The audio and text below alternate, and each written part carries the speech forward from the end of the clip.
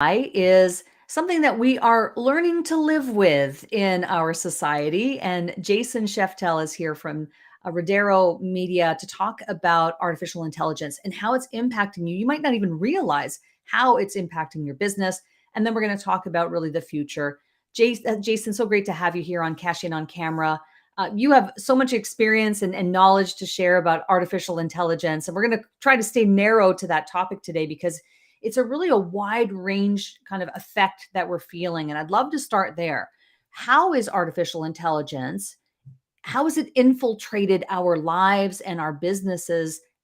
And can you give examples of how we might not even realize that it's impacting us?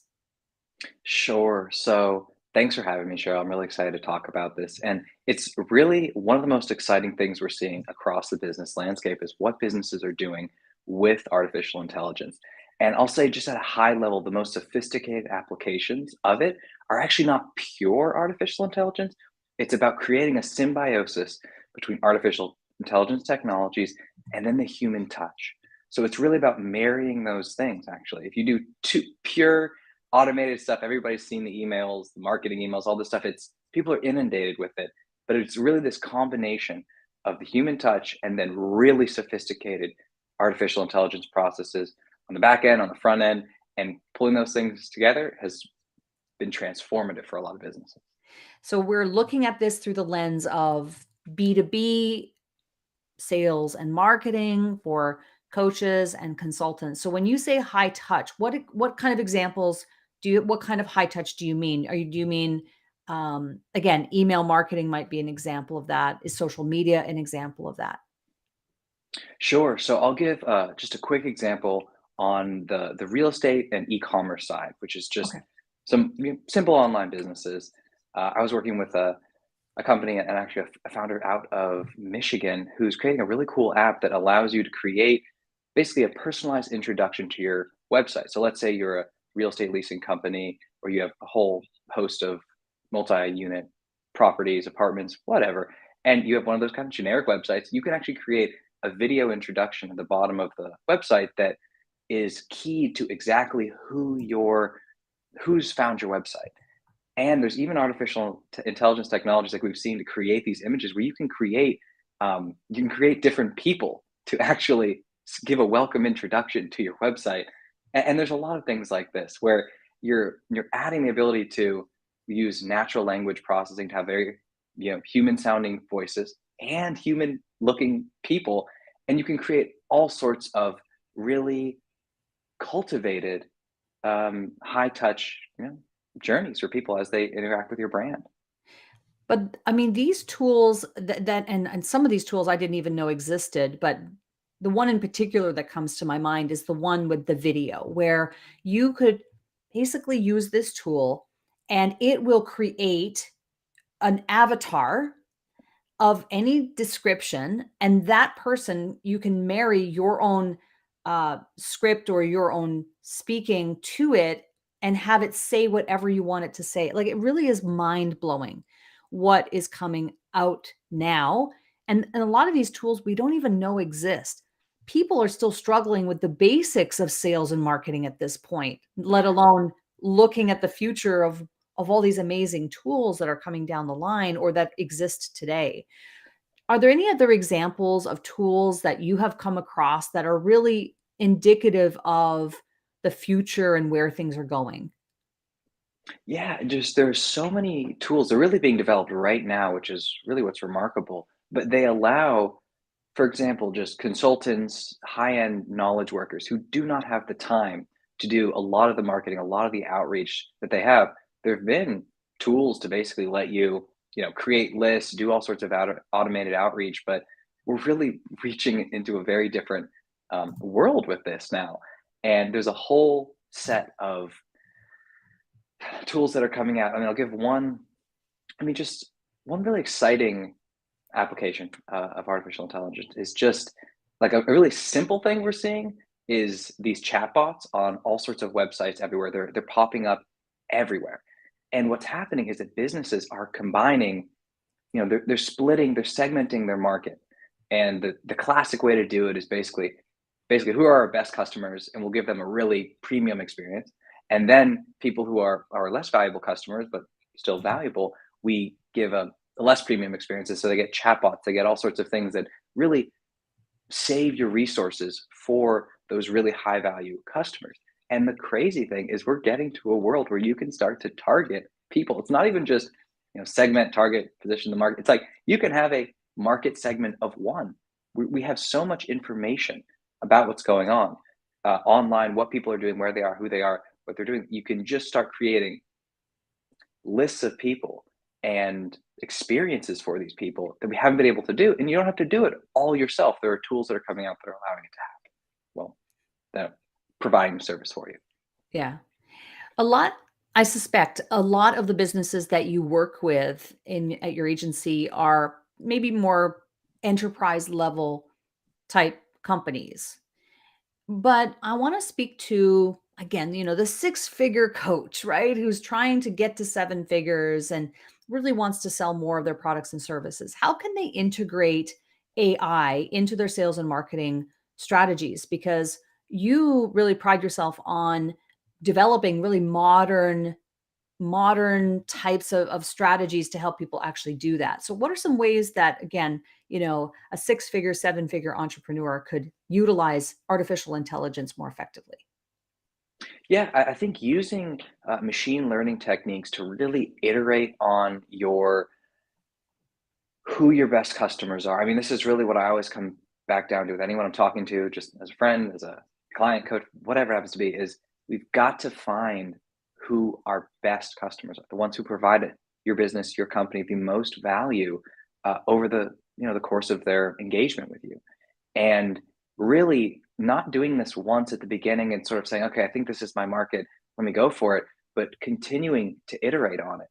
And I'll be honest, I haven't seen any specific um, full-on technologies that are being created and marketed for this, but there are a lot of tools that if you have, if you can work with different developers, you can really create tools that are focused on iterating and say, okay, so let's say you have a set of 20, 25 main clients. Here's their industries, here's their age, here's the project we work with, here's the work we're doing with them, here's our the expected lifespan. Do you have this information? We know it should be in spreadsheets or whatever, and you can start running processes to see, okay, so if this is who we're working with now, and this is where the market is going, who should we be looking for, who should we be doing our focused outreach to try and reach. And this is really on the marketing technology side to try and there's so many areas obviously of marketing and marketing martech as I heard the newest tech word. But it really is there are a lot of ways to just get towards who your best customers are, and that is really for the six heading towards seven figure coach, finding it's not even niche isn't even the right word, but just finding those best customers can do so much to pull you over the next hurdle that you're looking for. And really that's also building word of mouth and building that reputation and that credibility within those markets. It's very important. So that's always what I So go to. so based on that answer, it sounds like there is an opportunity to use more artificial intelligence in the business, more from the perspective of actually intelligence, like actually gaining knowledge about who your existing clientele or customers are with the intent of increasing lifetime value or retaining them or selling other products and services. It sounds less like we would use artificial intelligence in the lead generation or brand awareness phase. Is that true? Well, I definitely focus on the business intelligence side of things. I think you mentioned earlier, I have a bit of a background in a lot of sort of macro, geopolitical, global stuff, and that's how I try and you know see the markets that I work with in the industries and give a sense for different companies about where their industries and all this stuff is going. And so the business intelligence side of the world has been really transformed. So you can really do a lot and using even your own internal data. You're you're doing a lot before you get to the lead generation, right? Before you head to those areas. I think there's been a lot of motion in social media marketing and all these sort of those stages of the funnel, but there's really the core one when once you have your business, you got to be in the right market, right? And so I guess I'm putting it almost right before the funnel, like not even top of the funnel. We'll count it before the funnel here, and it's about having a process in place for your business and for your consulting practice or for your professional service, whatever it is, that is running on its own to make sure your market is the market you want to be in, right? Because there's no time that's wasted. More time wasted any entrepreneurial endeavor or business endeavor. And if you're just in the wrong market or you're just not in the right one, you're a couple degrees off. You know, I mean, and I mean, just one of the things we all know, 2/3 of all digital marketing spending is now mobile marketing, right? It's mobile. People know everyone's there, but a lot of it is so bad. Still, we know it's not very good. We look at our phone and we're not pleased. We're not engaged. We're not surprised. We're not any of that. And so the power, if you know who your market is and where they are and what they're doing, the power of just basic mobile stuff, which has been around for 10 years now, it changes the game, even for simple stuff. So your lead generation across the board can be a lot better. Yeah. I want to go back to something you said earlier, which is this idea of high touch. And as it pertains to artificial intelligence, artificial intelligence can, I think, it can be a time saver. There's some efficiencies that we can use it for, et cetera. But is that an oxymoron, right? Artificial intelligence and utilizing it against high touch and high, personal connection and things of that nature. Yeah, I think this is probably the core of the challenge of marketing, like in this decade of what people need to really think about. The core challenge here is we have all these tools, and I'll tell you, anyone who's tried to implement a new, not even just artificial intelligence, but a new tech system, they know that you can get something that's so intricate and so complicated and just ends up being a disaster. It is you're just getting it to work, getting the processes to evolve within your company. It can be way more trouble than it's worth. And so that's one challenge. But this getting the human touch is so important because people crave it and ultimately we lack it. And a lot of marketing is, just discovering what these needs and these wants and these desires are, and then, finding the consumer offerings that really help to provide what people lack. And the human touch is so important. And in a world where people are starting to really implement AI, the companies, the businesses, the individuals that can combine AI with human touch is actually they're going to be the most successful, without a doubt, because we are in it. Remember email marketing, content marketing went crazy in the 2010s. It got ridiculous and endless emails. And there's a real thing here. Some people, often we're all so lonely when we get an email, we're like, oh my God, it could be from a random store across the street. And you're still like, okay, like I still like it.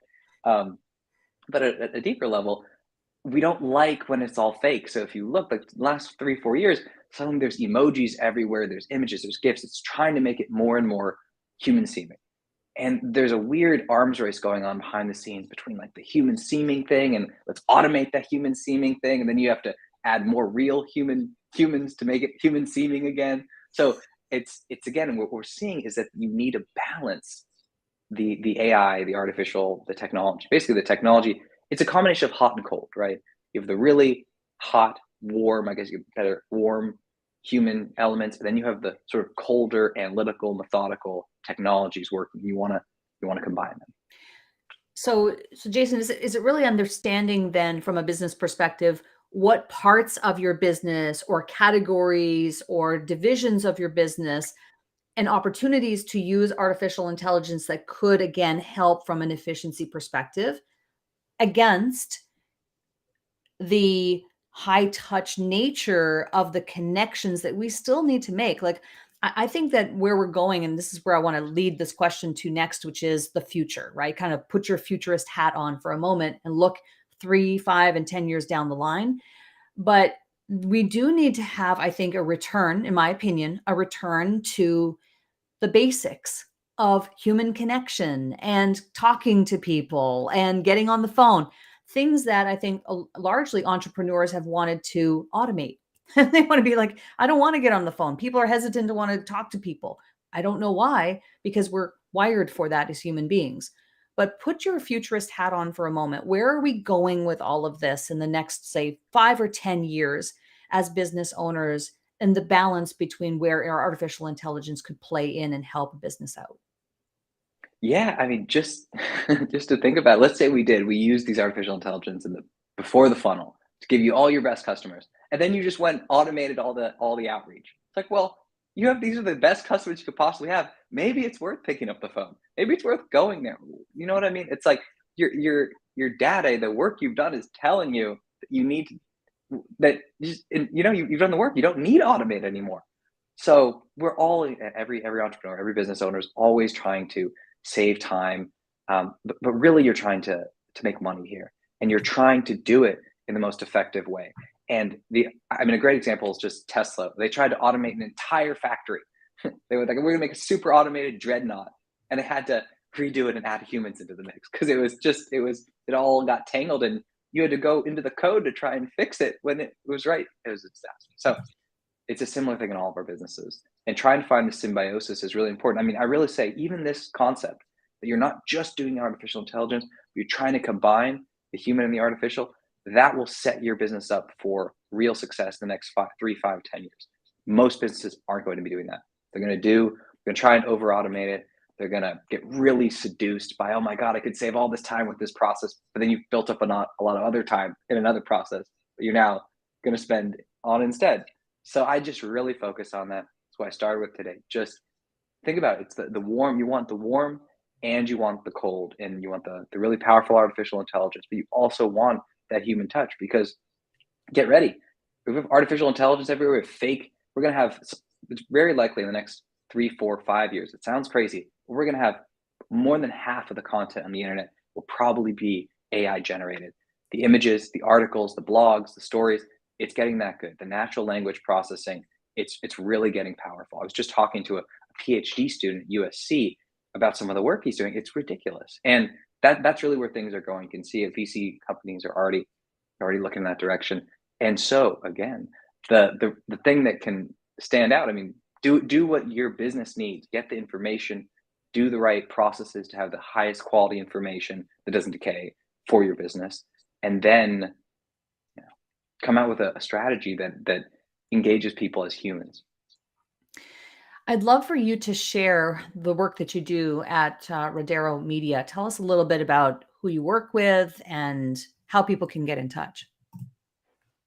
Sure. Yeah. So my story is actually I work primarily in a more law economics context. I worked originally with a lot of real estate companies, development companies, and it's more the higher conceptual level of just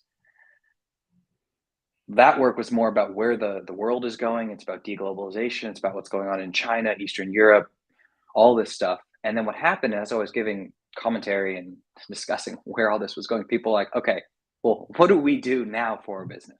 And so this agency developed basically to help with the broader, the business strategy about and the market understanding of where things are going, and then getting basically the view from 30,000 feet, then narrowing it down to what your business can do. And this is the company that provides a lot of the specific tools, technology, strategies, branding capacity, branding shifts, all that to make it happen. And so it really focuses on what is your company, what are you trying to do, who are your competitors, where are you competing, what's your position, and then doing a full spectrum strategy depending on what the business needs to make that happen. And so it provides a lot of things in just different pieces. I try and help anyone who has a problem, and I'll just try and tailor a lot of this to their business, because like I said, I have a really big macro perspective about where the world and all these things are going, and everyone's kind of seeing the world's chaotic. And so I ground people, just kind of let them know the lay of the land, and then we go and we try and craft a specific strategy that hits that 3, 5, 10 year goal for them. And it's really productive. I think it's great. Reach out. And people are interested in anything I've said, I definitely recommend reach out. For example, this weekend I'm going to be working with an aviation company out of the San Francisco Bay Area. So Fantastic. That's exciting. I don't really talk more about it, but that's an exciting one that's happening. Well, you've mentioned a couple of times that you're an expert on deglobalization, and I think that's an interesting lens through which to see the world. And so I'm sure that people reach out to you, they can have that conversation with you. And I want to end by asking you, what is a tip, a tool, tactic, technique? It could be artificial intelligence related or not, that's helping you to market yourself personally or Rodero Media. Sure. I mean, I will say that video is really underutilized and not valued as much as it should be. Both on the advertising side, you're getting some of the highest ROI out of video. People don't know. I mean, it's kind of crazy. It's great for SEO on websites. It's being ranked pretty highly. It's great for also everybody should try and develop the capacity to be good on camera. It's not just for the TV and news hosts and all that anymore. Everyone should do it, and it's an evergreen thing. It's very simple. You don't need a whole. There's a real process of trying to find who you do things with and all that, but just I think every business owner should get comfortable doing things on camera. It's really if you expand, depending on how you expand your business, there's just so many opportunities with it. It's becoming a technology. Everyone has a high quality camera on their phone. You can do with like an iPhone 14 or 13, hopefully 15. I don't even know what they're on now. I think, But you can yeah, shoot really good we video. You can lose shoot really track of good the video. numbers. Yeah, you could shoot really, really, really good video. A friend of mine has a whole YouTube channel she does entirely with this iPhone, and it's Yeah. better than my current camera, which has been frizzing out, as maybe the audience has seen. So it's impressive. Well, you don't have to convince this video strategist that video is the thing. It was the thing before the pandemic. It's the thing after the pandemic. That is primarily why I look at things through a video first approach, because it is such a powerful medium and modality. So, Jason, so great to have you here on Cashing on Camera today to share your thoughts on artificial intelligence for our businesses, how and how it affects us now, but also how we can learn to integrate it and still live with it while not sacrificing the things that are really going to help us connect as human beings. So I really appreciate you coming on today. Thank you. It was really great to talk about it with you today.